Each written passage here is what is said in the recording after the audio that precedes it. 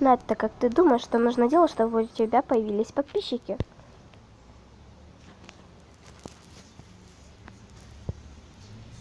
Лениться. Рука-лицо.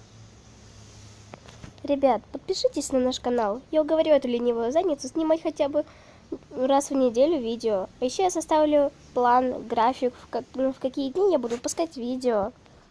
Да, конечно. Да, конечно. Подпишитесь, пока меня не убили, пожалуйста.